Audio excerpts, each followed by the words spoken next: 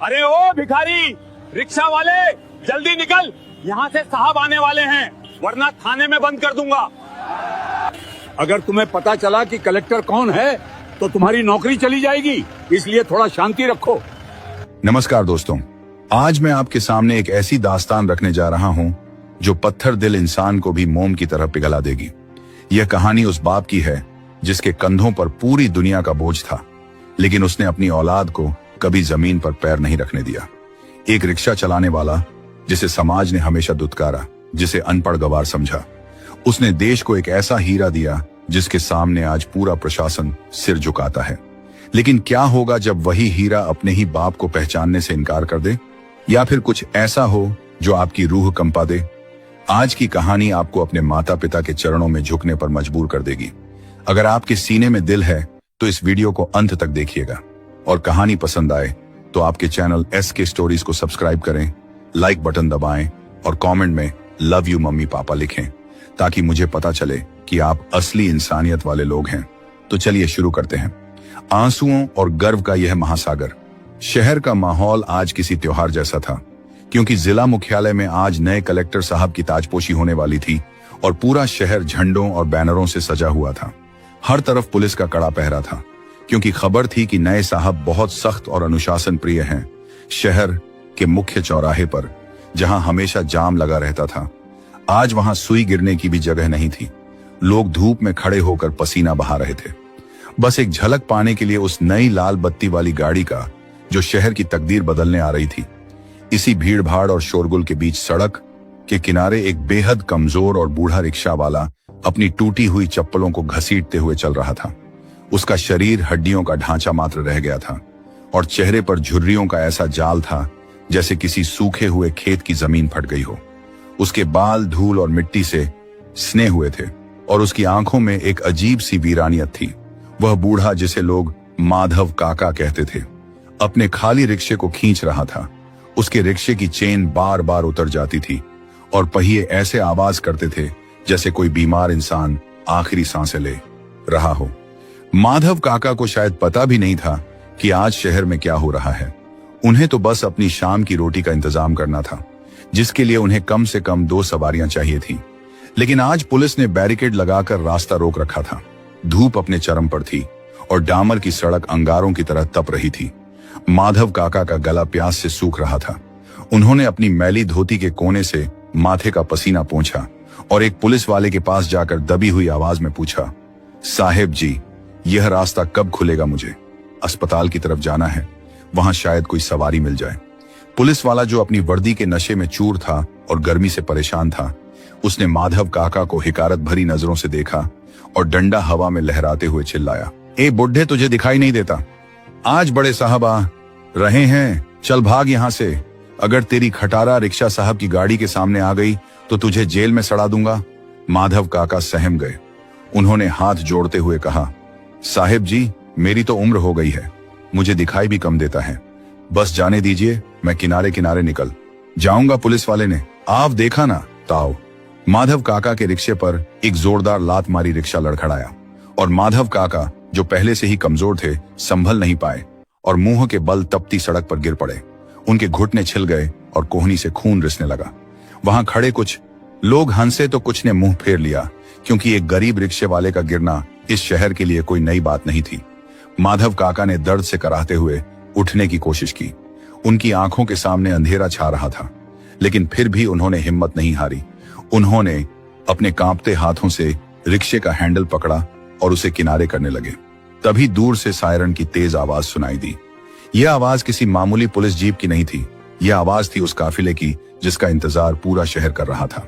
Siren की आवाज सुनते ही पुलिस वाले चौकन्ने हो गए। इंस्पेक्टर ने सीटी बजाते हुए भीड़ को पीछे धकेलना शुरू कर दिया। हटो हटो साहब, आ गए सब, पीछे हो जाओ, कोई भी सड़क पर नहीं आएगा। माधव काका घबराहट में अपने रिक्शे को पटरी पर चढ़ाने की कोशिश कर रहे थे, लेकिन रिक्शे का एक पहिया नाली के पास अटक गया। इंस्पेक्टर की नजर उन पर पड़ी। वह दौड़ता हुआ आया और उसने माधव काका को जोर से धक्का दिया। बुढ़े, तुझे कहा था ना, हट जा, अब देख मेरा गुस्सा।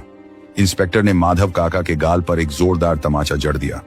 वह तमाचा इतना तेज था कि माधव काका की आंखों से चिंगारियां फूट पड़ी। वह जमीन पर लुढ़क गए और उनकी टूटी हुई चप्पल दूर जा गिरी।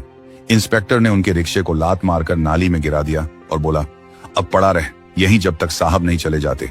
अगर तूने सिर भी उठाया तो खाल उधेड़ दूंगा। माधव काका अपमान और दर्द के मारे रो पड़े। वह अपनी फटी हुई बनियान से अपना चेहरा छिपाने लगे। वह सोच रहे थे कि हे भगवान, गरीब होना क्या इतना बड़ा गुनाह है कि मुझे इंसान भी नहीं समझा जाता। काफिला अब बिल्कुल करीब आ चुका था।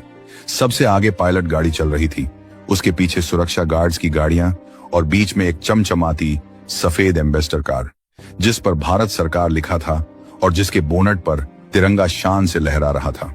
यह गाड़ी थी जिले के नए डीएम यानी डिस्ट्रिक्ट मजिस्ट्रेट की गाड़ी। धीरे धीरे भीड़ के बीच से गुजर रही थी। पीछे की सीट पर बैठा युवा कलेक्टर खिड़की से बाहर देख रहा था। वह बहुत ही गंभीर और शांत स्वभाव का लग रहा था। उसकी उम्र मुश्किल से 28 या 29 साल होगी। चेहरे पर एक तेज था और आंखों में एक ऐसी चमक जो बता रही थी कि उसने जीवन में बहुत संघर्ष देखा है। कलेक्टर का नाम था सूरज प्रताप सिंह, सूरज बाबू। जैसे ही उस जगह पहुंचे जहां माधव काका जमीन पर पड़े सिसक रहे थे, अचानक उनकी नजर भीड़ के पैरों के बीच से दिख रहे उस बूढ़े आदमी पर पड़ी गाड़ी आगे निकल चुकी थी। लेकिन सूरज के दिमाग में एक बिजली सी कौंधी। उसने कुछ ऐसा देखा था जिसने उसके दिल की धड़कन रोक दी। उसने देखा था उस बूढ़े के हाथ में बंधा हुआ एक काला धागा और उसके रिक्शे के पीछे लटकता छोटा सा पुरान मैला हो चुका टेडी बियर जो शायद बरसों पुराना था। सूरज ने तुरंत ड्राइवर को चिल्लाकर कहा, गाड़ी रोको रोको। अभी इसी वक्त ड्राइवर ने घबराकर ब्रेक लगाया। गाड़ी के रुकते ही पीछे का पूरा काफिला रुक गया। पुलिस वाले और सुरक्षा कर्मी सक पका गए कि आखिर क्या हुआ, क्या कोई सुरक्षा में चूक हो गई। इंस्पेक्टर और एसपी दौड़ते हुए साहब की गाड़ी की तरफ आए। सूरज ने गाड़ी का दरवाजा खोला और बाहर निकला। उसने अपने जूतों की परवाह किए बिना उस धूल भरी सड़क पर दौड़ना शुरू कर दिया। वह पीछे की तरफ भागा जहां भीड़ के बीच वह बूढ़ा रिक्शा वाला अपनी चोट सहला रहा था। पुलिस वाले चिल्ला रहे थे, सर आप कहां जा रहे हैं, खतरा हो सकता है। लेकिन सूरज को किसी की आवाज सुनाई नहीं दे रही थी। उसकी आंखों में सिर्फ वह बूढ़ा था, वह बूढ़ा जो अब उठने की कोशिश कर रहा था। सूरज भीड़ को चीरता हुआ वहां पहुंचा। माधव काका ने देखा कि एक बड़ा साहब कोट पैंट पहने उनकी तरफ आ रहा है। वह डर गए। उन्हें लगा कि शायद अब उन्हें और मार पड़ेगी। वह हाथ जोड़कर गिड़गिड़ाने लगे, साहब जी मुझे मत मारो, मैं बस जा रहा था, मेरी गलती नहीं है साहब, मैं गरीब आदमी हूं। सूरज वहां पहुंचा और उस बूढ़े के सामने घुटनों के बल बैठ गया। यह नजारा देखकर वहां मौजूद हजारों लोगों की सांसें थम गईं। एक कलेक्टर, एक जिले का राजा, एक गंदे भिखारी जैसे दिखने वाले रिक्शे वाले के पैरों में बैठा था। सूरज की आंखों से आंसू बह रहे थे। उसने अपने कांपते हाथों से माधव काका के खून से सने पैरों को छुआ और रुंधे गले से बोला, बाबा आपने मुझे नहीं पहचाना, मैं हूं आपका सूरज। माधव काका का शरीर सुन्न पड़ गया। उन्होंने अपनी धुंधली आंखों को साफ किया। उस नौजवान के चेहरे को गौर से देखा। वह चेहरा जो अब दाढ़ी और चश्मे के पीछे छिपा था, लेकिन वह आंखें तो उनके जिगर के टुकड़े की ही थीं। माधव काका के होठ फड़फड़ाए। उनके मुंह से आवाज नहीं निकल रही थी, बस एक सिसकी निकली, सूरज मेरा बेटा, तू। और फिर वह बूढ़ा बाप उस जवान बेटे के गले लगकर दहाड़े मारकर रो पड़ा। यह मिलन ऐसा था कि पत्थर भी पिघल जाए। बाप और बेटे सड़क के बीचों बीच एक दूसरे को पकड़कर ऐसे रो रहे थे जैसे सदियों बाद मिले हों। वहां खड़े पुलिस वाले जिन्होंने माधव काका को मारा था, अब शर्म के मारे जमीन में गड़े जा रहे थे। इंस्पेक्टर के हाथ से डंडा छूटकर गिर गया। उसे समझ आ गया था कि उसने आज अपने ही काल को न्योता दे दिया है। कहानी यहां खत्म नहीं होती दोस्तों। असली कहानी तो अब शुरू होती है कि आखिर एक रिक्शे वाले का बेटा कलेक्टर कैसे बना और ये बाप बेटे 10 साल से एक दूसरे से अलग क्यों थे। सूरज ने अपने पिता को सहारा देकर उठाया और अपनी गाड़ी की तरफ ले जाने लगा, लेकिन माधव काका रुक गए। उन्होंने कहा, नहीं बेटा, मेरे कपड़े गंदे हैं, तेरी गाड़ी खराब हो जाएगी। लोग क्या कहेंगे कि कलेक्टर का बाप ऐसा है। सूरज ने वहीं सबके सामने अपने पिता के चरणों की धूल अपने माथे पर लगाई और चिल्लाकर कहा, लोग? कौन लोग? वही लोग जिन्होंने आज तक आपको सिर्फ धक्के दिए।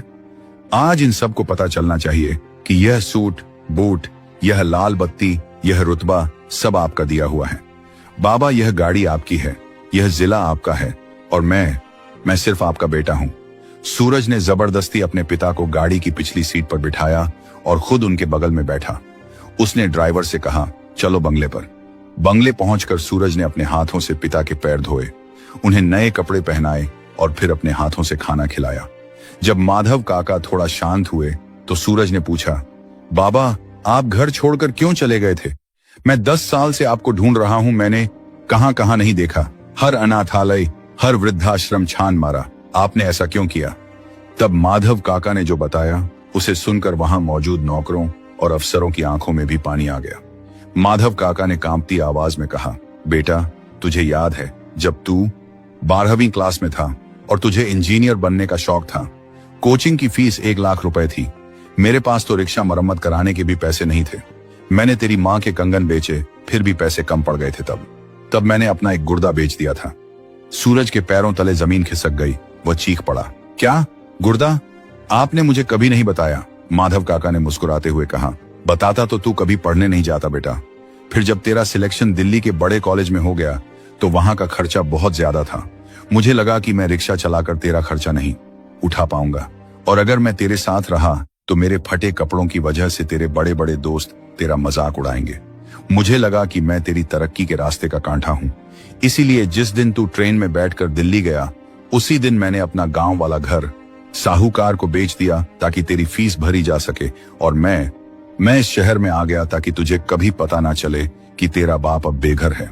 मैं रिक्शा चलाता रहा और हर महीने तुझे पैसे भेजता रहा, ये कहकर कि मेरी लॉटरी लगी है या खेती अच्छी हुई है। सूरज फूट फूट कर रोने लगा। उसे याद आया कि कैसे उसे हर महीने 1 तारीख को मनी ऑर्डर मिल जाता था। वह दिल्ली में मजे से रह रहा था, पिज्जा बर्गर खा रहा था, और उसका बाप यहाँ 1-1 रुपए के लिए सवारियों की गालियां खा रहा था, अपना शरीर बेच रहा था धूप और बारिश में रिक्शा खींच रहा था, सिर्फ इसलिए कि उसका बेटा एक दिन बड़ा आदमी बन सके।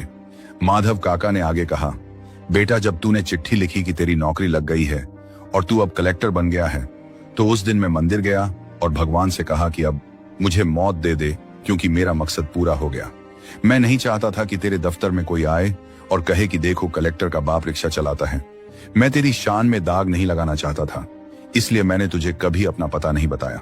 सूरज ने अपने पिता के दोनों हाथ पकड़े और कहा, बाबा आप मेरी शान में दाग नहीं है, आप ही मेरी शान है। अगर आप नहीं होते तो आज मैं किसी होटल में वेटर होता या किसी गैराज में छोटू बनकर काम कर रहा होता।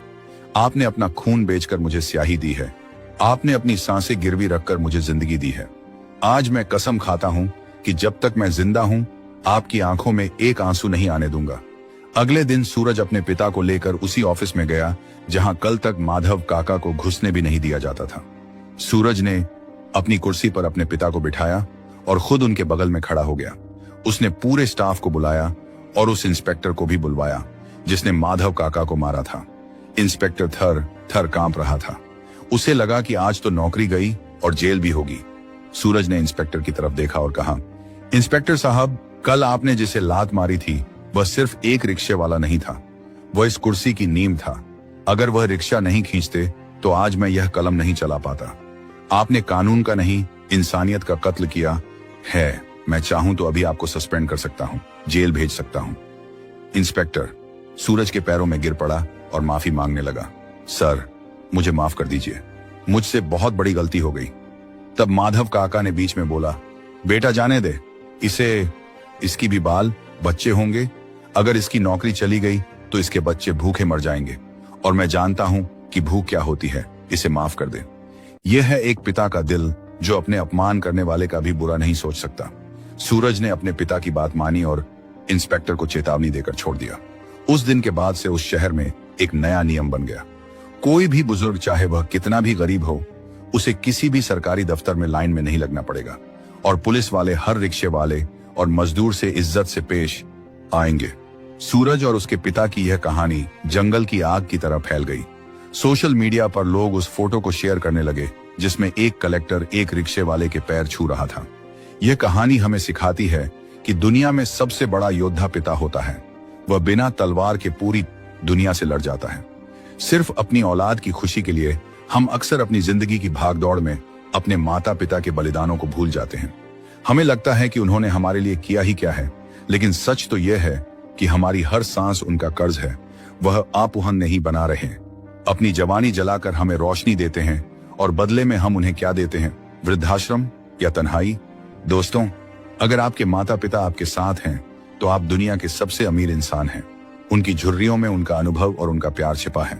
कभी उनके पास बैठकर उनसे 2 मीठी बातें कर लिया करो, क्योंकि जिस दिन वो चले गए उस दिन आपको करोड़ों रुपए खर्च करके भी वह सुकून नहीं मिलेगा जो उनकी गोद में सिर रखकर मिलता है।